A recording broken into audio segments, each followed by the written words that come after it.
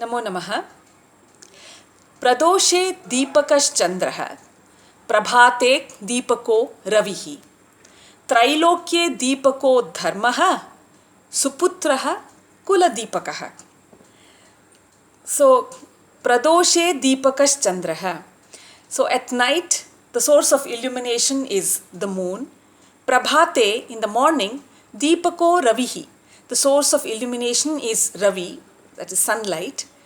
Trailokye deepako dharmaha. However, in the three worlds, the source of illumination, what will stand us in good stead, is the illumination of dharma or righteousness, and suputraha kula deepakaha.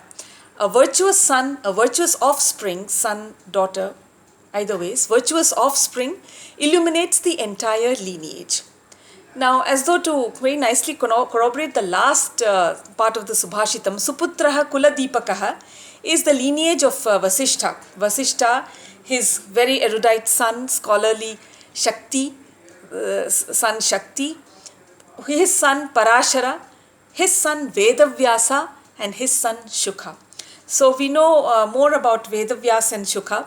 Vedavyas was the one who wrote the Mahabharata and the Bhagavad Puran, and Shukha who narrated the Bhagavad Puran to Parikshit. So such a wonderful erudite lineage. So each putra in the lineage, Suputra Kuladipakaha. So each one in the lineage ensured that they illuminated the entire race. So that was that. Now coming to an interesting one more episode from Brihadaranyaka Upanishad, where King Janak has another interesting conversation with sage Yajnavalkya. This is on the source of light. One more question on the source of light. So the king asks the sage, "O sage, tell me, what is the source of light for man?" So the sage says, "It is the sun." "What if the sun has set? Then what is the source of light?" "Well, it is the moon." Then the king says, "What if the sun and the moon both have set?" Then the sage says, "It is fire." The king persists. He says, "What if the fire has died out? Then what is the source of light?"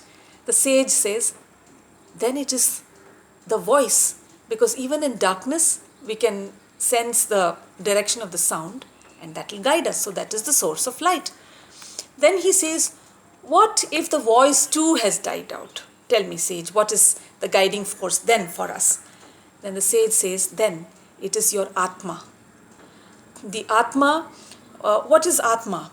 He says, Atma is not the body, not the mind, not the senses, but it is pure jnanam. It is made of pure consciousness and awareness, and it emanates a light.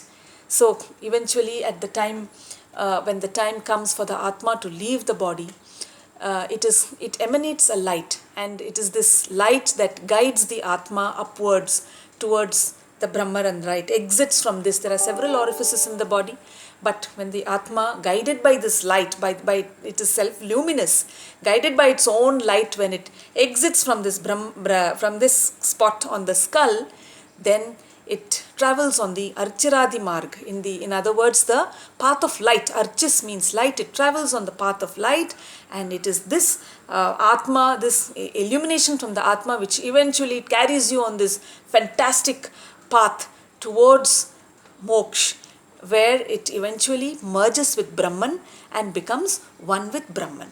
So the Atma is the inner light. So understand, O king, that the Atma also emanates light. So all other physical forms of light may be gone, but remember to keep your Atma alive, and because it is a self-luminous thing within each one of us.